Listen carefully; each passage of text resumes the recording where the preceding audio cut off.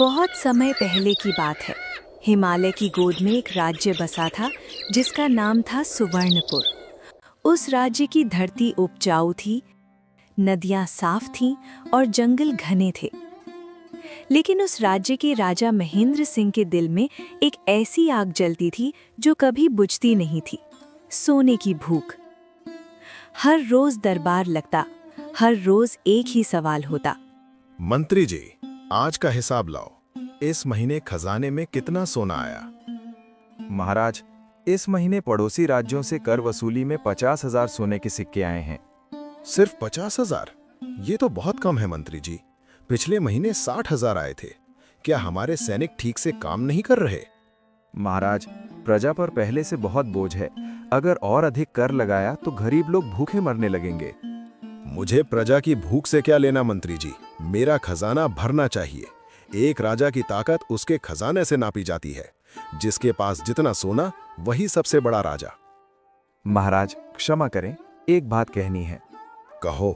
महाराज, धन का संचय जीवन की सार्थकता नहीं है। प्रजा की खुशी ही राजा का असली खजाना होती है।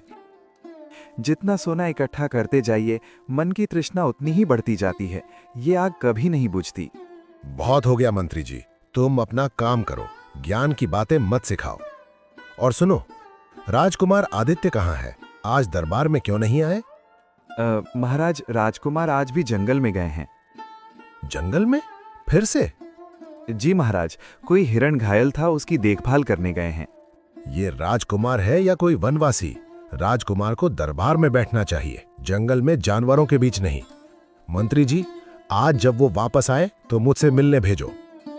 जी महाराज। मंत्री चाणक्येश्वर मन ही मन मुस्कुरा दिए।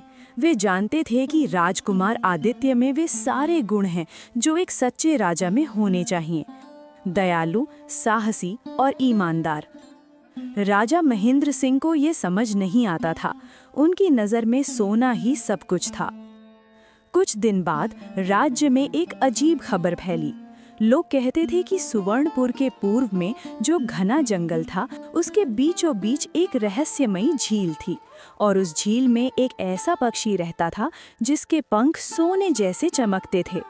कहते थे कि जिस वस्तु को वो पक्षी अपने पंखों से छू दे, वो हीरे जवाहरात में बदल जाती है। ये बात राजा के कानों तक पहुंची और उस दिन के बाद राजा महेंद्र सिंह के मन में एक ही ख्याल था। मंत्री जी, मैंने सुना है कि हमारे पूर्वी जंगल में एक रहस्यमयी झील है और उसमें एक स्वर्ण पक्षी रहता है। क्या ये सच है? महाराज, लोगों में ऐसी अफवाह जरूर है। कहते हैं उस पक्षी के पंख सोने जैसे हैं और उसके स्पर्श से कोई भी चीज हीरे जवाहरात बन जाती है। लेकिन ये सच है या नहीं, ये कोई नहीं जानता। सच है या नहीं, ये मुझे जानना है। तुरंत राज्य के सभी शिकारियों को दरबार में बुलाओ। जी महाराज, अभी बुलाता हूं। अगले ही दिन दरबार में राज्य के सबसे कुशल शिकारी हाजिर थे। राजा महेंद्र सिंह ने सबकी ओर देखा और ऊंची आवाज में बोले, सुनो, जो कोई भी उस स्वर्ण पक्षी को जीवित पकड़कर मेरे महल में लाएगा, उसे मैं इतना सोना दूंगा कि वो अपनी 7 पीढ़ियों तक आराम से जी सके।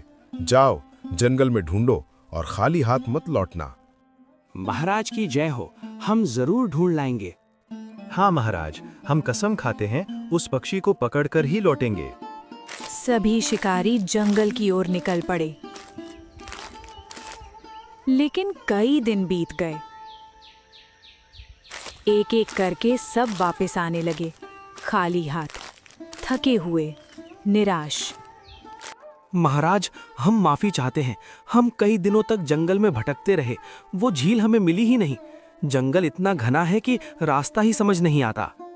हाँ महाराज, हम जंगल की गहराइयों तक गए, लेकिन ऐसा लगता है जैसे वो स्थान किसी जादू से छुपा हुआ है। वहां का रास्ता बार बार भटक जाता है। नाकारे, सबके सब नाकारे हो। इतने शिकारी गए और एक पक्षी नहीं पकड़ सके। मंत्री जी, ये क्या हो रहा है? महाराज, शांत हो। एक रास्ता है।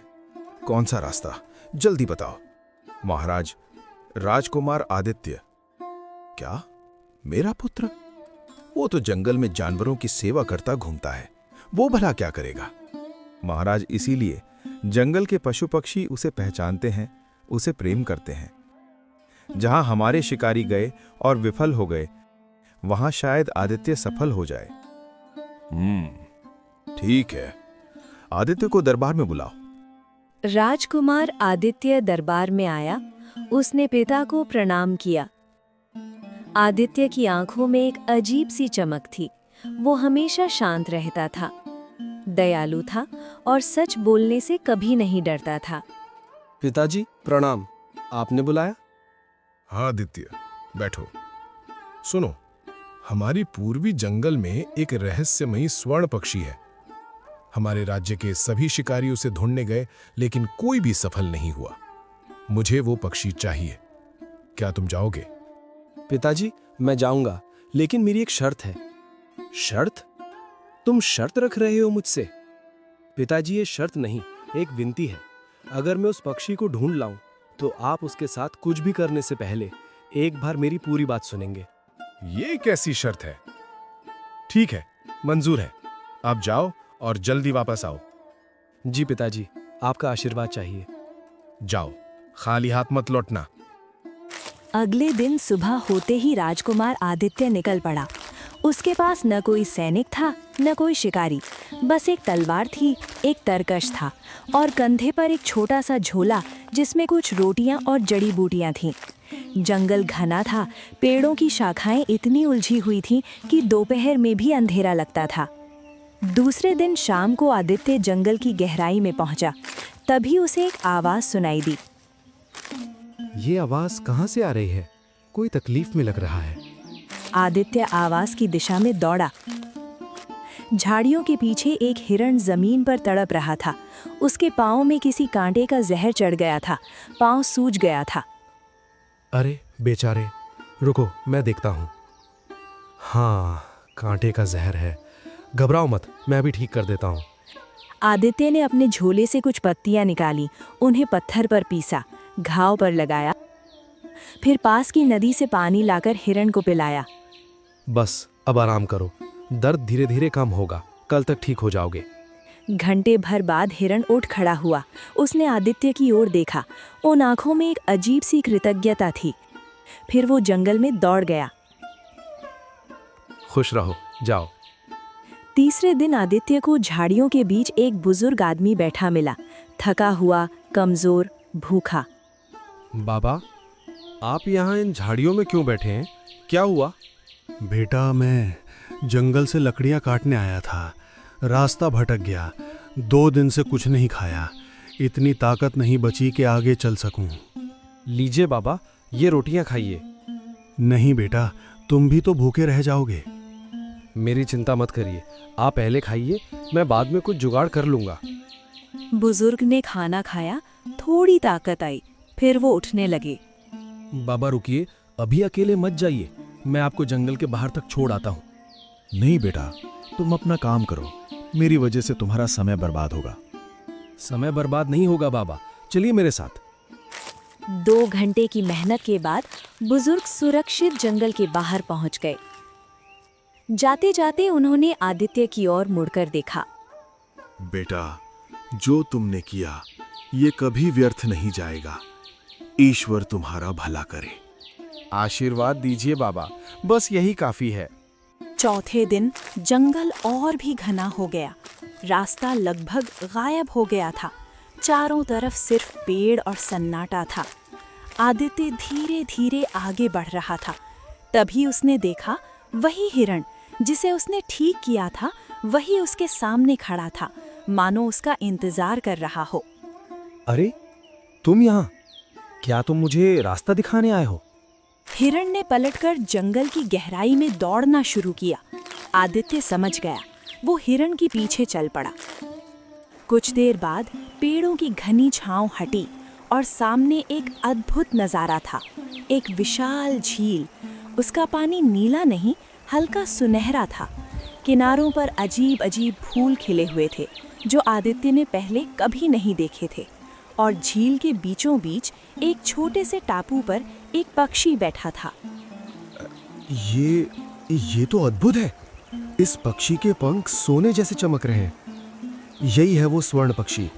लेकिन मैं इसे डराऊंगा नहीं। बस यहाँ बैठता हूँ चुपचाप।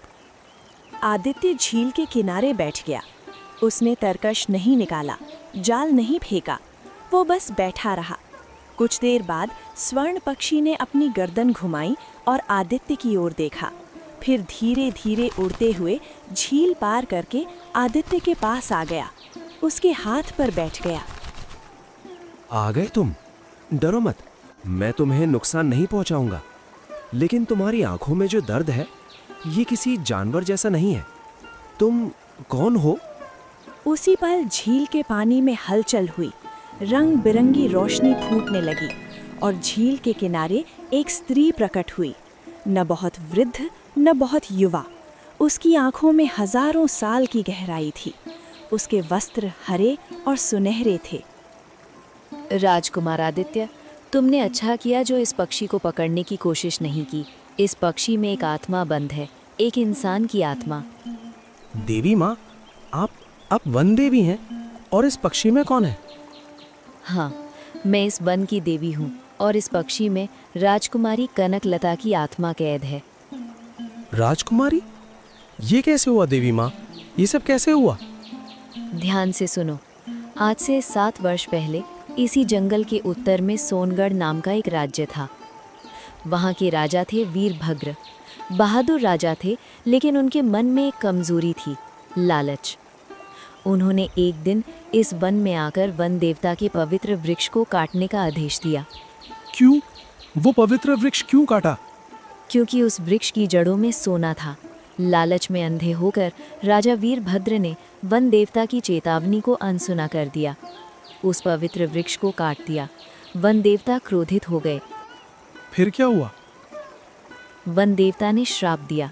राजा वीरभद्र उसी क्षण पत्थर बन गए और उनकी निर्दोष पुत्री राजकुमारी कनकलता को भी श्राप लगा।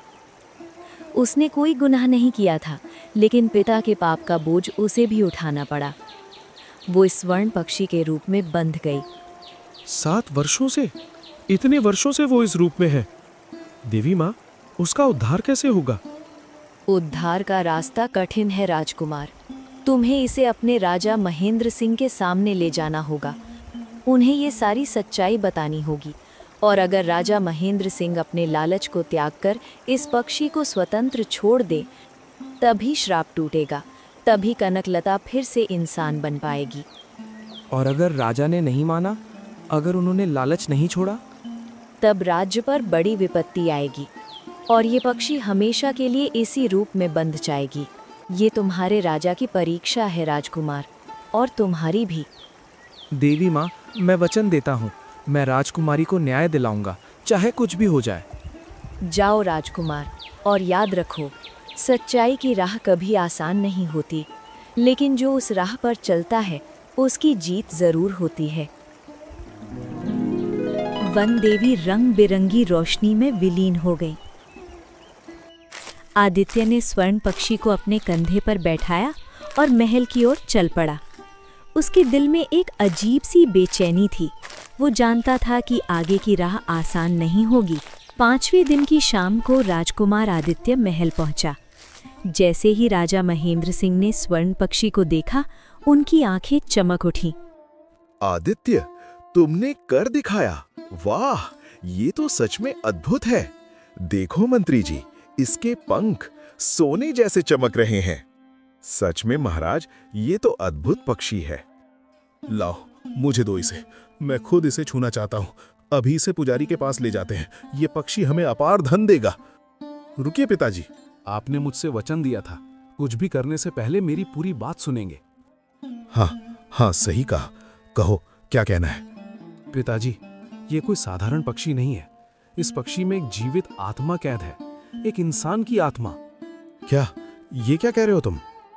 पिताजी, मेरी पूरी बात सुनिए। जंगल में जब मैं झील के पास पहुंचा तो वन देवी प्रकट हुई। उन्होंने मुझे बताया कि इस पक्षी में सोनगढ़ की राजकुमारी कनकलता की आत्मा कैद है। उसके पिता राजा वीरभद्र ने लालच में वन देवता के पवित्र वृक्ष को काटा था। इसीलिए श्राप लगा, पिता पत्थर बन जाए और बेटी इस पक्षी के रूप में कैद हो गई 7 वर्षों से। दरबार में सन्नाटा छा गया। मंत्री चाणक्येश्वर की आंखें आश्चर्य से फैल गईं। राजा महेंद्र सिंह की भौएं सिकुड़ गईं। ये कहानी हो सकती है आदित्य, लेकिन ये झूठ भी हो सकता है। कौन जाने वन देवी ने सच कहा या नहीं। हम इस पक्षी को क्यों छोड़े? पिताजी, ये झूठ नहीं है, लेकिन इस पक्षी के पंखों के स्पर्श से कोई भी वस्तु हीरे जवाहरात बन जाती है। ये शक्ति, इसे मैं कैसे छोड़ दूं?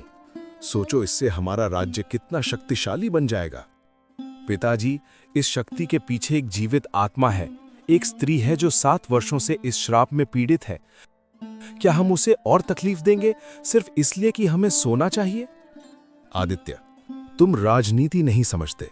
राजा को भावनाओं से नहीं, बुद्धि से काम लेना होता है। और बुद्धि क्या कहती है पिताजी? किसी की पीड़ा पर अपनी शक्ति बनाना, क्या यही बुद्धिमानी है? राजा चुप हो गए। उनके मन में द्वंद्व चल रहा था। एक तरफ सोने की लालसा थी, दूसरी तरफ पुत्र की आंखों में वो सच्चाई थी जिसे झुटलाना आसान नहीं था। मुझे सोचने का समय दो, रात भर। ठीक है पिताजी, लेकिन याद रखिए, वन देवी ने कहा था अगर आपने पक्षी को नहीं छोड़ा तो राज्य पर विपत्ति आएगी। मैंने सुना। जाओ अब। उस रात महल में नींद नहीं थी। राजा महेंद्र सिंह अपने कक्ष में बैठे थे। सामने खजांची का हिसाब किताब पड़ा था। कितना सोना है, कितने हीरे हैं, लेकिन उनकी आंखें उस कागज पर नहीं थी। वे खिड़की से बाहर आसमान देख रहे थे। आदित्य की बातें उनके मन में बार बार गूंज रही थीं। इतना सोना इकट्ठा किया, इतना खजाना भरा, लेकिन मिला क्या? अकेलापन, बेचैनी और एक पुत्र जो मुझसे डरता नहीं बल्कि मेरे मुंह पर सच बोलता है। क्या यही राजा होना है? तभी कक्ष का दरवाजा खुला। मंत्री चाणक्येश्वर अंदर आए। महाराज, क्षमा करें, इस समय आना उचित नहीं, लेकिन मैं रुक नहीं पाया। आओ चाणक्येश्वर, बैठो। महाराज, क्या सोच रहे हैं? मंत्री जी, तुमने एक बार कहा था, धन का संचय जीवन की सार्थकता नहीं। उस दिन मैंने अनसुना कर दिया था। क्या वो बात आज भी उतनी ही सच है? महाराज, वो बात कल भी सच थी, आज भी सच है और कल भी सच रहेगी। अगर मैं उस पक्षी को मुक्त कर दूं तो क्या होगा मंत्री जी? तो आप पहली बार राजा की तरह नहीं, एक इंसान की तरह सोचेंगे, और शायद यही आपकी सबसे बड़ी जीत होगी। लेकिन वो शक्ति, वो सोले में बदलने की शक्ति। महाराज, जो शक्ति किसी के दर्द की कीमत पर मिले, वो शक्ति नहीं, अभिशाप होती है। राजकुमार आदित्य सही कह रहा है। राजा महेंद्र सिंह बहुत देर तक चुप रहे, फिर एक गहरी सांस ली। चलो महाराज, अभी रात को? हाँ, अभी। एक गलत काम के लिए एक पल भी ज्यादा नहीं रुकना चाहिए। आधी रात को राजा महेंद्र सिंह, मंत्री चाणक्येश्वर और आदित्य उस कक्ष में पहुंचे जहां स्वर्ण पक्षी को रखा गया था। पक्षी एक सोने के पिंजरे में था। उसकी आंखें खुली थीं, थकी हुई, उदास। मुझे माफ करो। पक्षी ने गर्दन घुमाई। मैं एक लालची राजा हूं। पूरी उम्र सोने के पीछे भागता रहा, अपनी प्रजा को नजरअंदाज किया, अपने पुत्र को नहीं समझा। लेकिन आज मेरे पुत्र ने मुझे सच्चाई दिखाई। तुम्हारे भीतर जो आत्मा है वो स्वतंत्र होनी चाहिए। जाओ, तुम मुक्त हो। राजा ने पिंजरे का दरवाजा खोल दिया। स्वर्ण पक्षी धीरे धीरे बाहर निकला। कक्ष में सुनहरी रोशनी फैलने लगी। पक्षी ने अपने पंख फैलाए और अगले ही पल एक अद्भुत दृश्य हुआ। सुनहरी रोशनी के भंवर में पक्षी का रूप बदलने लगा। पंख पिघलने लगे और उस रोशनी से एक स्त्री प्रकट हुई। 7 वर्ष बाद ये दिन आया। मैं विश्वास नहीं कर पा रही। अब आप ठीक हैं? तुम वही हो ना जो झील के किनारे चुपचाप बैठ गए थे, जिसने मुझे पकड़ने की कोशिश नहीं की? हाँ। उस दिन पहली बार लगा था ये इंसान अलग है। 7 वर्षों में पहली बार किसी ने मुझे इंसान की तरह देखा था, शिकार की तरह नहीं। शुक्रिया। नहीं बेटी, शुक्रिया मत कहो। माफी मांगो मुझसे। हमने तुम्हें इस पिंजरे में बंद किया था। महाराज, आपने मुझे मुक्त किया, इससे बड़ा कोई उपकार नहीं। अगले दिन सुबह दरबार में एक असाधारण घटना हुई। वन देवी स्वयं प्रकट हुई। राजा महेंद्र सिंह, तुमने लालच के ऊपर दया को चुना। ये साधारण बात नहीं है। बड़े बड़े राजा इस परीक्षा में विफल हो जाते हैं, लेकिन तुम सफल हुए। देवी माँ, मुझे बहुत देर से समझ आया, काश पहले समझ आ जाता। देर से ही सही, सही राह पर आए, इसलिए तुम्हें आशीर्वाद देती हूँ। कनकलता के पिता राजा वीरभद्र का श्राप अब समाप्त होगा। वे पत्थर से वापस इंसान बनेंगे। देवी माँ, सच में? हाँ बेटी, लेकिन उनका राज्य सोनगढ़ अब खंडर हो चुका है। तुम्हारे पास लौटने के लिए कोई राज्य नहीं। देवी माँ, तो क्या सुवर्णपुर में इनका स्वागत नहीं हो सकता? क्यों बेटे? जी पिताजी। महाराज, यही असली खजाना है। अब मैं समझ गया मंत्री जी। राजन, आज तुमने जो किया वो इतिहास में लिखा जाएगा। जिस दिन कोई राजा लालच को छोड़कर दया को गले लगाता है, उस दिन उसके राज्य में स्वर्ण नहीं बरसता, लेकिन सुख जरूर बरसता है, और वही सुख असली राजवैभव है। आपके आशीर्वाद से ये राज्य हमेशा सुखी रहेगा देवी माँ। वन देवी रंग बिरंगी रोशनी में विलीन हो गई। दरबार में उपस्थित सभी की आंखें नम थीं। उस दिन के बाद राजा महेंद्र सिंह बदल गए। धीरे धीरे एक दिन उन्होंने मंत्री को बुलाया। मंत्री जी, खजाने में से आधा धन निकालो। क्यों महाराज? राज्य में जो गरीब किसान हैं, जिनकी फसल इस वर्ष बर्बाद हुई, उन्हें बांट दो। और जंगल के पास के गांव में एक आयुर्वेद केंद्र बनाओ। आदित्य को जड़ी बूटियों का ज्ञान है, वो वहां लोगों की सेवा करेगा। और एक बात, जंगल में जहां जहां शिकार होता था, वहां पशु शिकार पर प्रतिबंध लगाओ। आदित्य ने सही कहा था, हर जीव में प्राण होते हैं, किसी को भी शौक के लिए मारने का हक किसी को नहीं। महाराज, आज सुवर्णपुर का सबसे अच्छा दिन है। आज का ये दिन इतिहास में याद किया जाएगा। मंत्री जी, पहले तुमने कहा था धन का संचय जीवन की सार्थकता नहीं।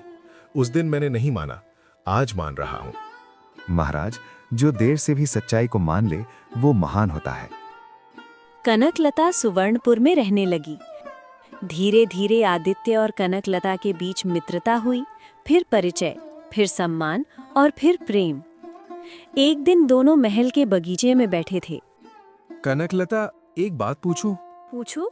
7 वर्ष उस रूप में रहना कैसा लगता था? पहले बहुत दर्द था, बहुत अकेलापन था। हर रोज सोचती थी, क्या कोई आएगा, क्या कोई मुझे पहचानेगा। लेकिन धीरे धीरे मैंने जंगल से दोस्ती कर ली। पेड़ों से, नदियों से, हवाओं से, पक्षियों से। जंगल मेरा घर बन गया। और जब मैं आया? जब तुम आए और चुपचाप किनारे बैठ गए, न जाल फेंका, न तरकश निकाला, उस पल मुझे पहली बार लगा कि ये इंसान अलग है। ये मुझे शिकार की तरह नहीं, किसी जिंदगी की तरह देख रहा है। और बस मैं तुम्हारे पास आ गई। और तुम्हारे पिताजी, उनसे शिकायत है? नहीं, उन्होंने गलती की, सजा पाई, लेकिन वे मेरे पिता हैं। मैं चाहती हूँ कि उनका श्राप टूटे और वे वापस आएं। तब मैं उन्हें बताऊंगी सोने से ज्यादा कीमती क्या होता है। हम साथ जाएंगे, दोनों मिलकर। तुम अकेली नहीं हो। शुक्रिया आदित्य। शुक्रिया मत कहो, बस साथ रहो। एक दिन राजा महेंद्र सिंह ने आदित्य को बुलाया। आदित्य, कुछ बात करनी है। जी पिताजी। मैं देख रहा हूं कि तुम और कनकलता एक दूसरे के करीब आ गए हो। पिताजी। घबराओ मत, मैं नाराज नहीं हूं, बल्कि खुश हूं। कनकलता एक अच्छी लड़की है, समझदार है, साहसी है। तुम दोनों एक दूसरे के लिए बने हो। सच में पिताजी? हाँ, लेकिन पहले हमें कनकलता के पिता से मिलना होगा। उनसे अनुमति लेनी होगी। वे ही उसके अभिभावक हैं। लेकिन पिताजी, वे तो अभी भी सोनगढ़ में है। वन देवी ने कहा था उनका श्राप टूटेगा, लेकिन क्या वाकई टूटा? इसीलिए तो कह रहा हूं, तुम और कनकलता मिलकर सोनगढ़ जाओ, उनसे मिलो, और अगर वे ठीक हैं तो अनुमति लेकर आओ। जी पिताजी, हम कल ही निकलते हैं। अगले दिन आदित्य और कनकलता सोनगढ़ की ओर निकल पड़े। जो कभी एक सुंदर राज्य था वो अब खंडहर था। लेकिन उस खंडहर के बीचों बीच एक वृद्ध पुरुष बैठे थे।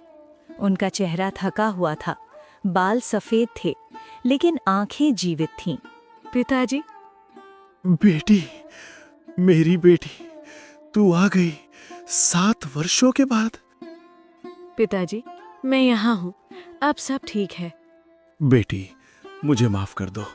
मेरे लालच की सजा तुमने भोगी।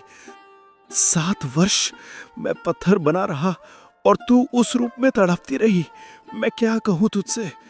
पिताजी, बस करिए, बीती बात बीत गई।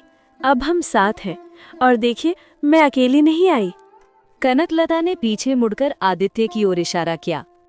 ये कौन है बेटी? पिताजी, ये आदित्य है, सुवर्णपुर के राजकुमार।